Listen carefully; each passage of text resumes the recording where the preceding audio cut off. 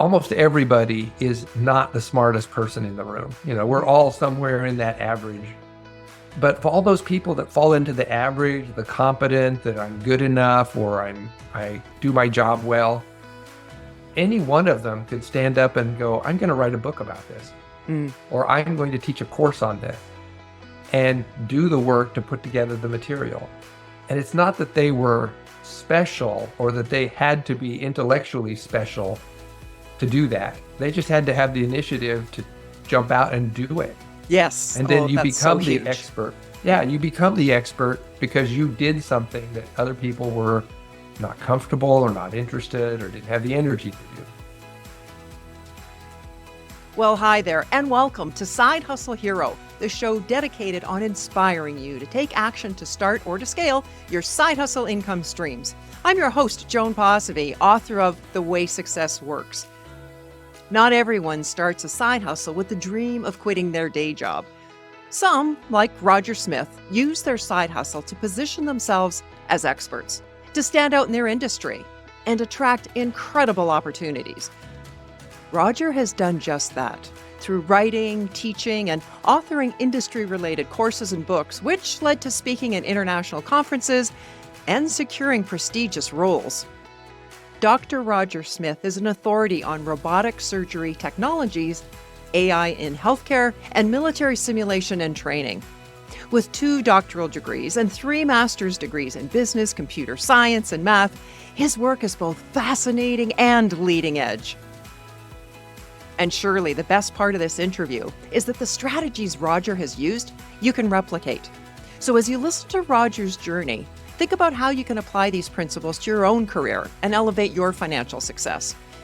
His side hustles helped him to land a 4-year position as Chief Technology Officer for U.S. Army Simulation and to speak at the world's largest robotic surgery conference, and so much more. Our discussion about robotic surgery led to Roger describing its application in battlefields. I found it intriguing, but I also recognize it's a bit off topic for side hustle, so I pulled that piece of our conversation from this recording and dropped it into the show notes as a separate segment for you to check out if it's of interest. You'll find it at sidehustlehero.com/111. That's the episode number. And be sure to stick around for the end of episode wrap-up, where I add in one more strategy to boost your profile in your industry. And it comes with multiple benefits. But before all that, if our chats are sparking your entrepreneurial spirit and providing valuable insights, consider showing your support by visiting sidehustlehero.com/support. That's where you can shoot me a virtual coffee. It's a real thing and a fun way to give the show a caffeinated thumbs up. Thank you so much. Now here's my conversation with someone who has turned side gigs into career gold, Roger Smith. Well, welcome, Roger. Thank you. Last night I was watching a video posted by Advent Health Nicholson Center in Florida, and in it you were demonstrating how robotic surgery works. And I got to tell you, I found that video and what you were doing absolutely fascinating. So please tell us about your day job, your full-time work, and then we'll get into your side hustles. Okay, that sounds great. So by day, I'm currently a consultant, no longer an employee of the hospital, but the focus is on teaching surgeons how to do robotic surgery effectively, safely, and specifically how to use some of the new machines that are being released. And also we talk about, where do you think this is going?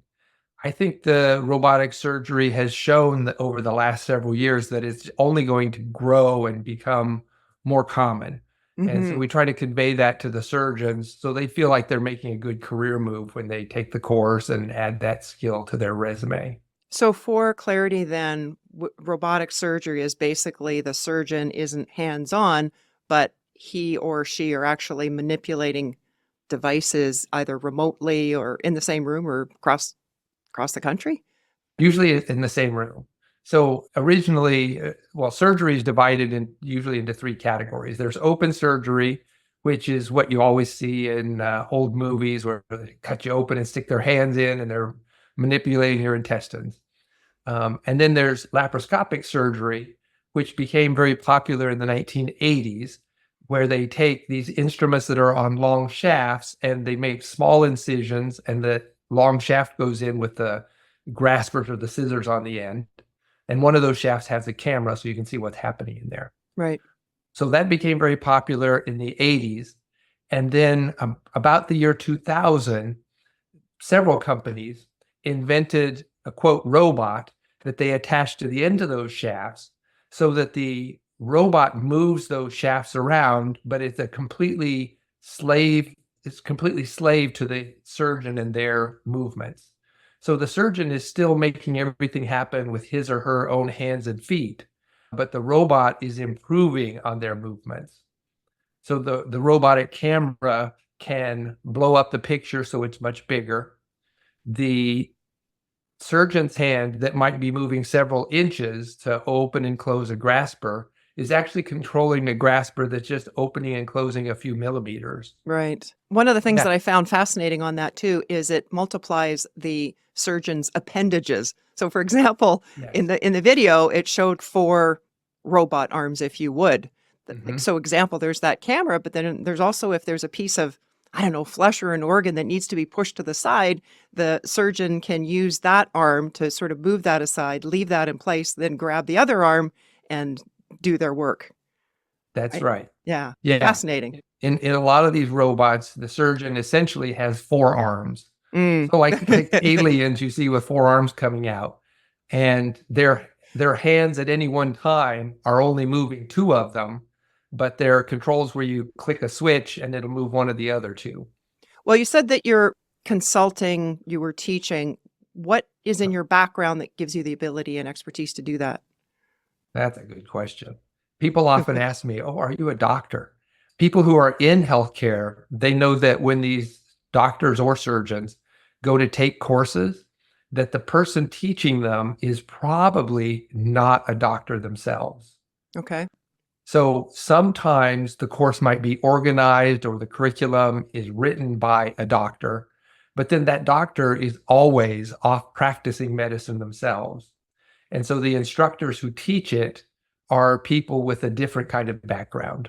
Mm. And for myself, I was a computer scientist. And as a computer scientist, I was writing software that controlled all kinds of different things. And I got recruited into the hospital to work in a robotic surgery training center. And that's where I first ran into people who were not doctors, who were teaching doctors. And they try to teach the doctors how this machine works. If you go out and you imagine a bulldozer and somebody has to teach you how all the switches on the bulldozer actually work, and where to put the gas in, how to change the track, all those things. Yes. You need that same kind of knowledge with a surgical robot. Yes. And then after you've learned to do a whole bunch of things with this machine, then you would actually learn how to do a prostatectomy or how to do a hysterectomy from another doctor. So a Right. non-surgeon wouldn't teach that, but they Right. would teach everything about how do you control the machine? How do you control 4 arms when you only have 2? They would teach you all of that. That makes total sense because you've got the expertise when it comes to the engineering, mechanics, how the robotics Mhm. work. And then the surgeon then says, okay, now I can apply this to the surgical procedures that I know. Exactly. That's right. Yeah, and surgeons either that's way much more technical information than they want to digest and teach, Yes. or else they're like, my brain is already full of how Right. to be a urologist, a gynecologist, a thoracic surgeon. I don't have room for that other stuff. Somebody else is going to have to learn and master all that. Right. Or I don't have the desire for it either. Yes, that's right. Right. Yeah, Right. They want to that's stick to their lane. that's right. They care very much. They got into medicine to treat people. And so when you get off into the technology, they're like, I'm not interested in that. I'm interested in the helping people part. Well, what motivated you then to start your first side hustle business? Oh, at the beginning, I didn't know I was getting into the side hustle business. Okay. When I went to graduate school, I had to support myself. And so my main job was getting my graduate degree. But my side hustle ended up being teaching freshman math classes. Oh, okay. So instead of working at McDonald's or whatever else I could have done, the math department said, look, you already have your bachelor's in math. You know how to teach freshman business majors, liberal arts majors, all the other majors that are required to take math 101 and 102 and all of those. Yes. So we hire you grad students to teach them. And so I started teaching those classes kind of on the side. Okay. And it wasn't really a side hustle at the beginning. It was just an essential way to pay for school. Sure. But that seed grew into side hustling from then pretty much till now. Well, what caused you to want to stay with it then? I originally, I think a little bit of ego Okay. and a little bit of boredom. Mm. So I'm working professionally for defense contractors. We're writing software for flight simulators or tank driving simulators and tank shooting simulators, all kinds of simulators of military equipment. Okay. And that job is usually, most of the time, it's a 40-hour, maybe 45-hour a week job and go home. And when you're young and you're not married yet, you don't have children yet, you can get bored. You're like, what else can I do? So I went to the local university and said, I want to teach a class on how to build simulators, all the different technologies that are inside of a simulator. Right. And they said, we don't have a class like that, but we have a lot of people in the area who get degrees and work in that field. So if we had a class like that, that would be unique. No other universities have a class like that. Mm. But they said, yeah, create one of those. We'll put it in one of our master's degree programs and you teach it. And an entrepreneur is born. That's right. Then, of course, I went home and went, I got to deliver now. What was I thinking? That's right. 15 weeks of lecturing. What do I say? So I started putting that together and then I started teaching it. So that solved the boredom problem. It was just very enriching to walk into a class and say, I learned all of this stuff over, at that point, 10 years worth of a career. Okay. And I just want to share it with you. So that was very enriching. But at the time, an adjunct professor at a university made like $3,000 a semester. You taught one course, you made $3,000 over a 4-month period. And that's spending money, or you can make a few car payments with it, maybe. Not very many, but a few. Yeah. You're not going to retire on it necessarily. No. Yeah. And so you have that money, you're like, that was nice. That's how I got started on the side hustle. And it was very personally rewarding. So you get a little addicted to, wow, I'm kind of an expert here. A little tiny expert in a little corner of the world. But then a company heard about my course. And they said, that course could be taught professionally in a hotel. So you take all the content, you come to a hotel conference room, we sign up people from the industry who want this knowledge, because there were a lot of people who wanted that course, but didn't want to take a graduate degree. I need to know all of that stuff, but I'm not interested in going back to school. And so I said, sure, let's try that. So we packaged it up as a 3 or 4 day course.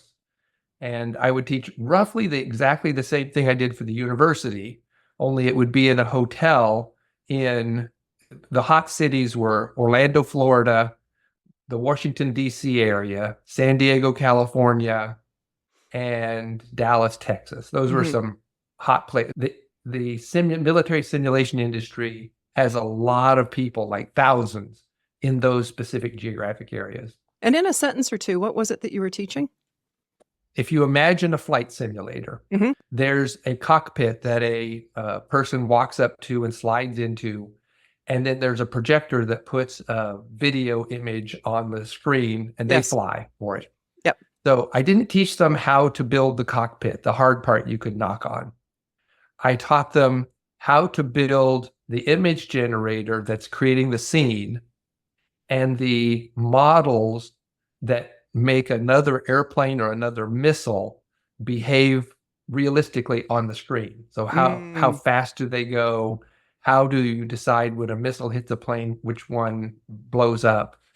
And then the hot part of it was at that time, networking 2 or 3 or 10 of these flight simulators together so that 10 people could fight in the same environment was still a very difficult problem. Wow. Now the computer gaming industry has solved that for Right. everyone. Yeah. But at the time, it was a very custom problem. So I teach them how to do that. And that's where your computer programming background came into play. That's right. Yeah, Ah. that's where that came in. So who was your ideal client for that? The engineers who worked at companies like Lockheed Martin or Northrop Grumman, they had a contract from the Air Force or from the Army to build a simulator, and that the simulator they're building is going to cost millions of dollars. Mm-hmm. Well, the engineers or computer scientists, they didn't learn how to do that in school. It wasn't taught in school. Right. Now there are a couple, I think like 3-degree programs that teach it, but they had to learn it on the job. Right. And so this was a place that they could learn it in 3 or 4 days and go back to work. So this company that approached you and said, "Hey, you could do this for the public," did you partner with them in such a way that they looked after like the marketing and advertising, and what was their role with you? That's right. So first, I partnered with them. I was still working in a day job with a company just like Lockheed Martin. So that was my 40 to 50-hour work week. An aerospace company. An aerospace company, yes. And this other company, that's exactly what I said to them. I said, I know how to teach this. I can arrive at the hotel and I can stand up and I have slides. I have PowerPoint that are colorful and they're pretty and they animate. I can do all of that. I have no idea how to get people's butts in these seats in front of me. Yes. And they said, no problem. We're a training company. That's exactly what we know how to do. So they produced the marketing flyers, they had the mailing lists, they had the, mass emailing list that they could send it to, paper and email. And they also had arrangements with printers so that they could print the spiral bound notebook that contained all the material. Yes. That thing weighed like 5 or 6 pounds. It was quite hefty. And I was like, and then they also knew how to collect the money from each student and put it into a bank account and pay the taxes for collecting it. Yes. And do all of that. And so all I had to do was show up and teach. Are you still partnered with them now? No. Okay. So what percentage were you keeping or they keeping? How did that work? Oh, yeah, that's a good one. That's really helpful for side hustle people. So when we first agreed to it, I was getting 25% of the registration fee. So if the more students we registered, the better it was for me, the better it was for them. Now they were in a strong negotiating position because they had several courses like this and several freelance instructors working for them teaching other courses, not this kind of thing. Yes. And so they knew a lot about negotiating with instructors, and I was new to it. Yes. So I got 25%, and their reasoning was we have to do all the mailing, we have to do all the printing, we have to do all the shipping, we have to pay the hotel. So that eats up most of our profits. Yes. You just show up and do your thing. That's right. And then you get to go home. Yes. And also after I taught a few times, I found out that in 3 or 4 days, I was earning at least twice as much as I would in a whole semester at a university. Lovely. And so I wasn't unhappy. I was like, okay, I went from $3,000 in a semester to maybe $10,000 in a week.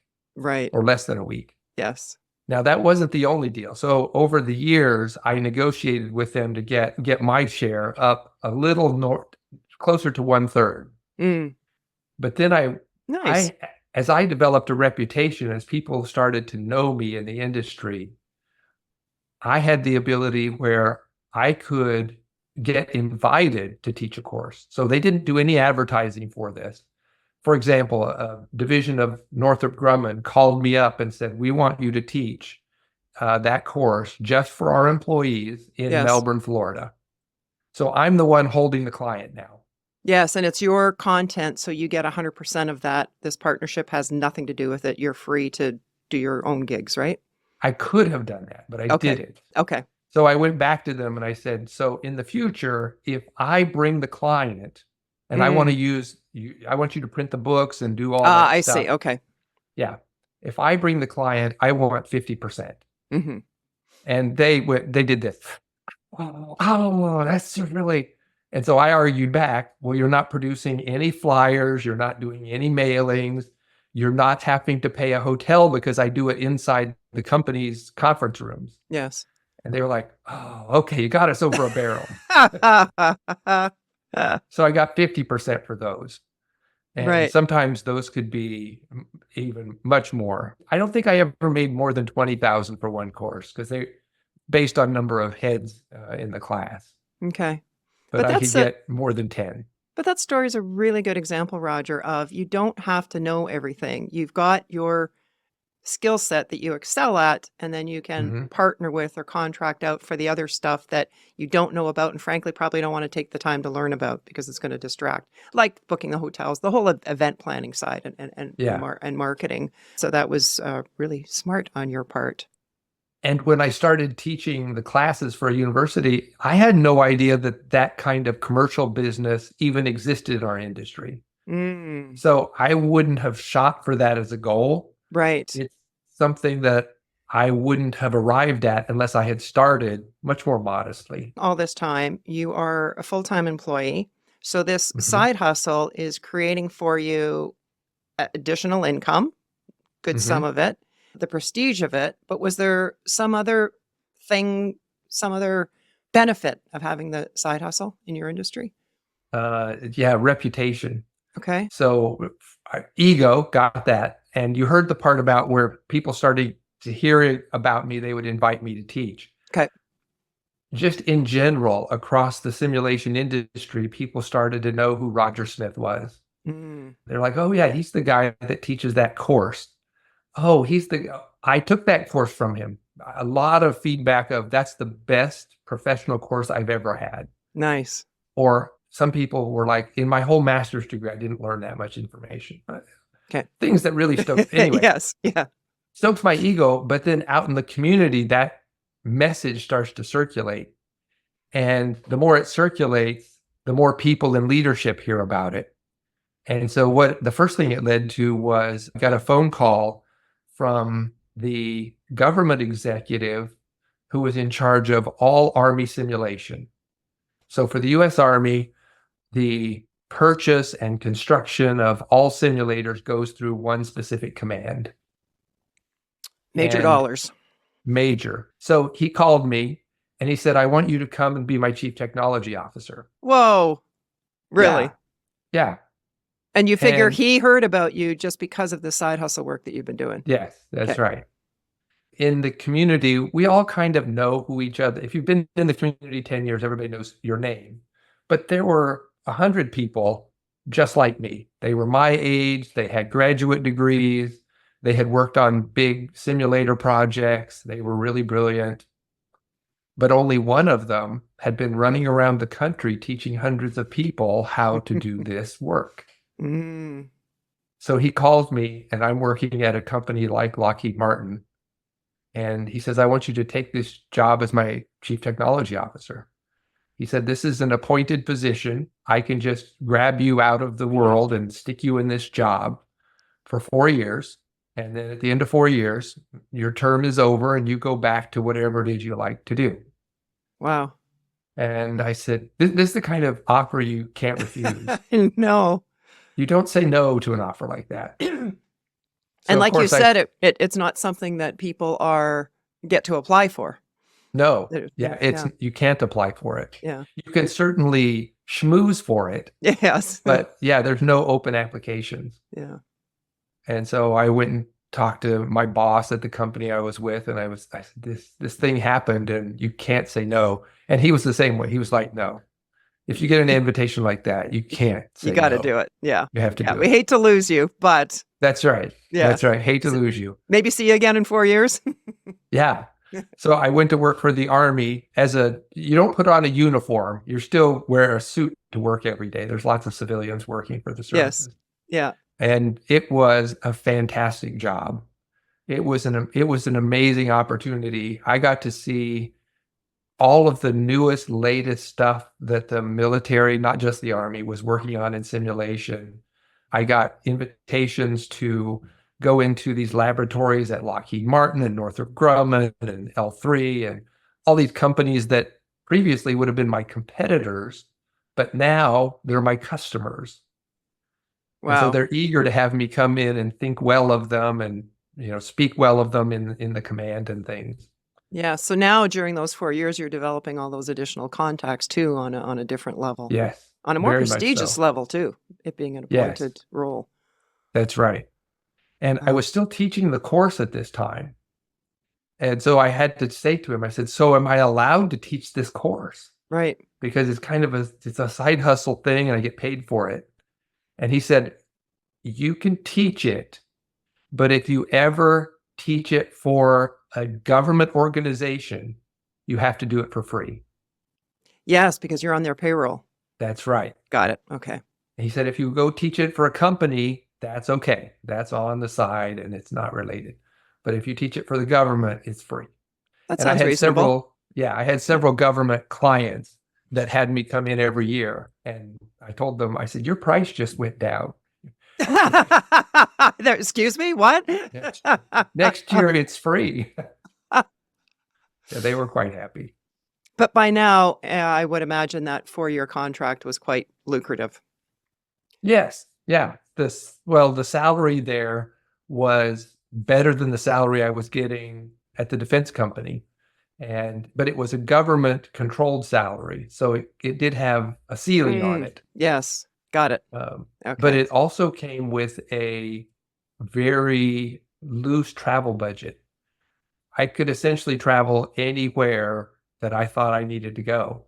Right. And there was no, we can't afford travel. They could afford all the travel I wanted. If the commander thought that was something he wanted me to do, then yes, you can go there. Right. So it was a bit of a trade-off, but the upside was so great. It was. Well, tell us about the role your side hustle played in nailing an interview and landing the job with the Surgical Training Center. So it was right after this government job. I'm coming to the end of my 4-year appointment. And and I'm talking to all the defense companies because the expectation is you're going back to them. Yes. You're going to call your previous employer and see if they want you back. And you're going to call all of the contacts you made while you're in this position and see if they want you. And of course, I was doing that. But in the process, I had met people who were building medical simulators for healthcare, not surgery, but treating soldiers on the battlefield. Oh, and so that was kind of a new area, and I was involved in their programs. And one of the doctors there pulled me aside, and he said, he was also a consultant, and he said, I know a hospital that's about to build a really opulent new surgical training center. It's not built yet, it's just a blueprint. Okay. And I think they could use somebody exactly like you. Wow. Yeah. He said they were just awarded a multi-million-dollar grant from the government to look into certain aspects of robotic surgery. And they don't have anybody that's ever worked with government. So I think you could help them out. And so he arranged for me to meet them. And first, they invited me to a basketball game. And it was very informal.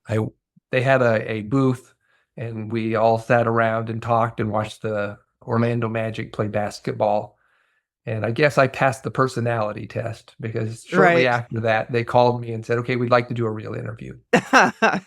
Yeah. But that's a fun first stage for an interview. It really was. Yeah, it was really fun. And because an invitation to a basketball game is kind of a gift of a ticket, Mm-hmm. I had to go to the Army legal department and say, am I allowed to go to this basketball game? Would this gift be looked at as a bribe? Yes. Yes. And they said, we really appreciate that you asked that.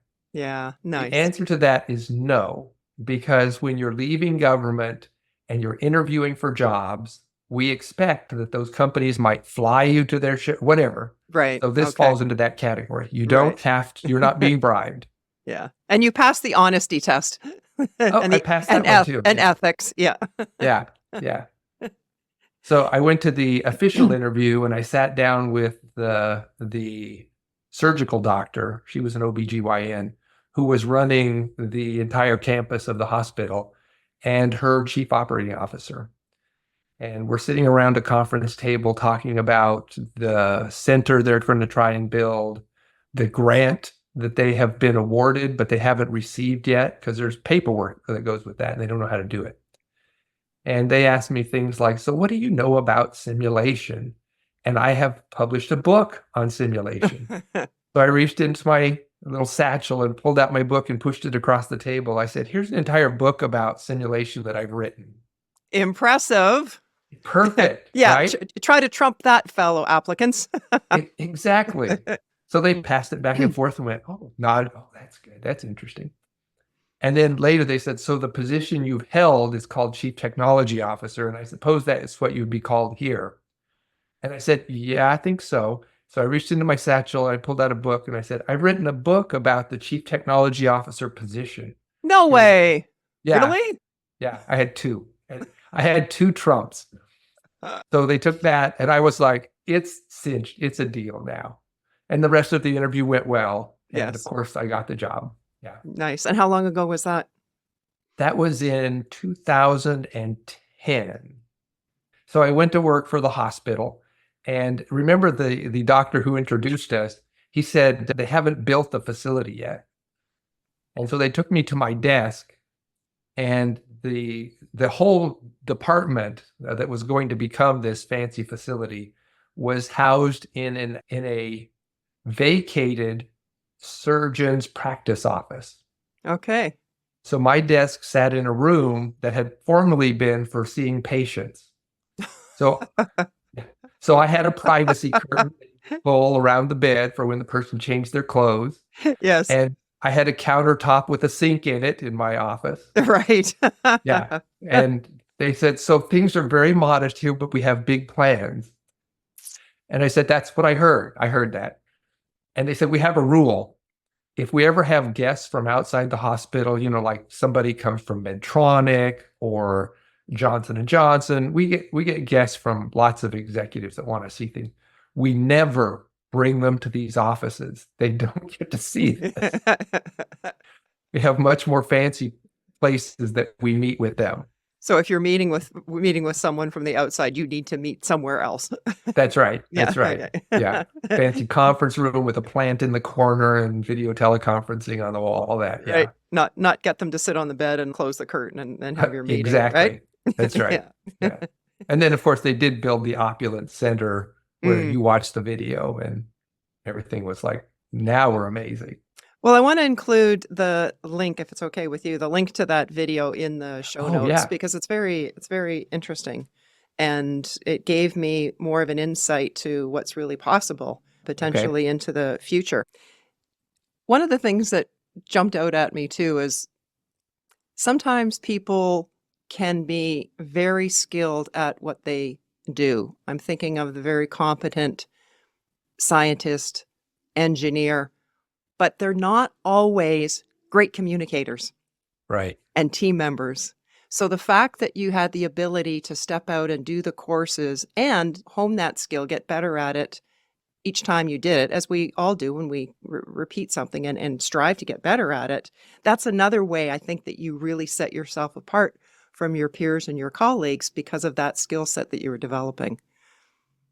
Yeah, I think that's very true. So I was a math major in college. That means a nerd. Okay, your words, not mine. Yeah, that's right.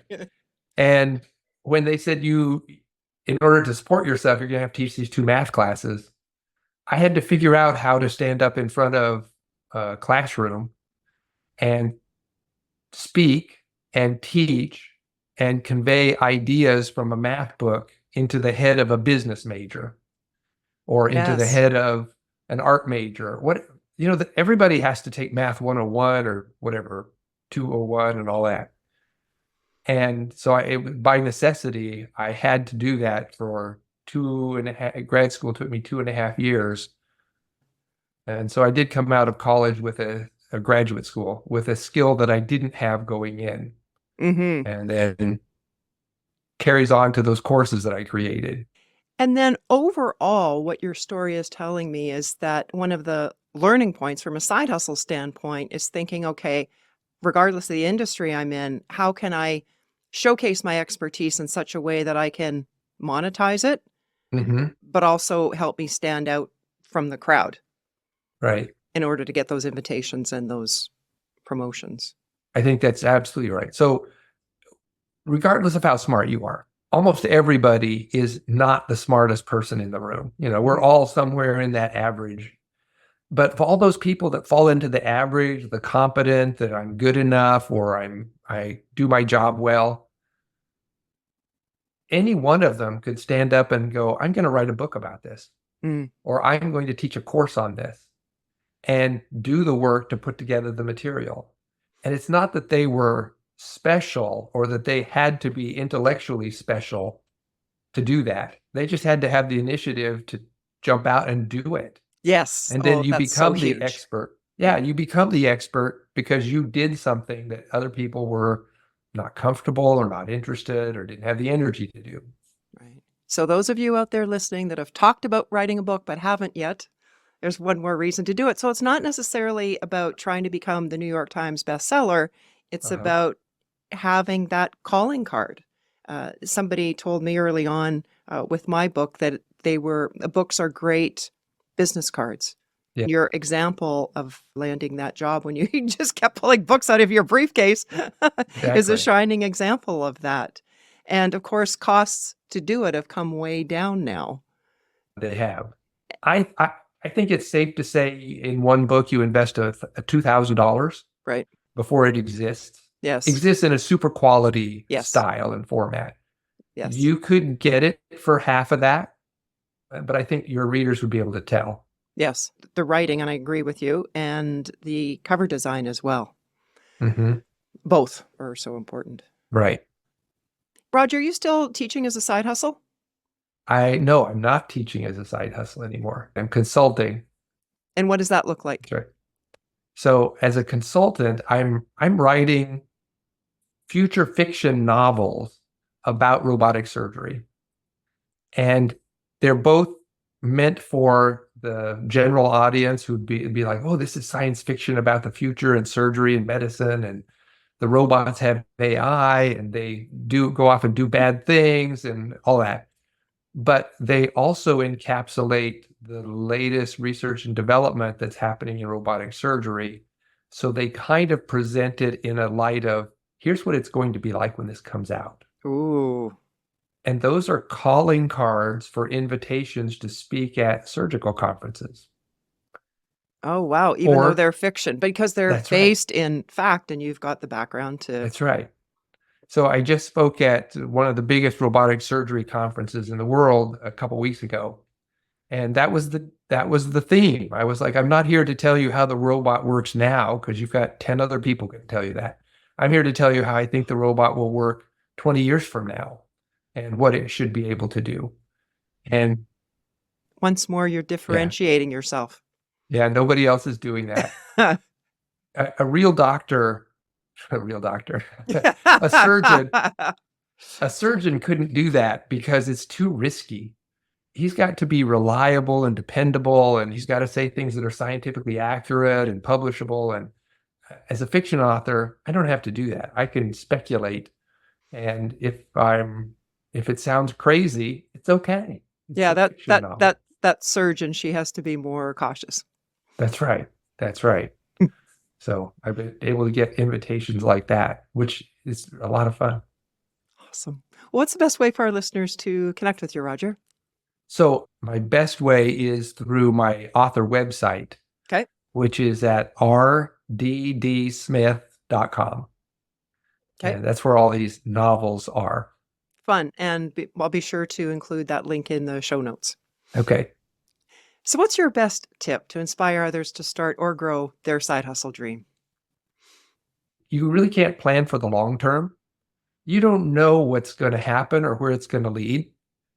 You just have to jump out and start right now. So we talked about how most of us are in the middle, and only one person is going to be brave enough to jump out and start a course or write a book or launch a Yes. company based on something that everybody else knows but isn't going to act on. And when I started teaching at a university, I had no idea it was going to lead to teaching professional classes or invitations to be a chief technology officer at a couple places. I didn't know it was going to go there.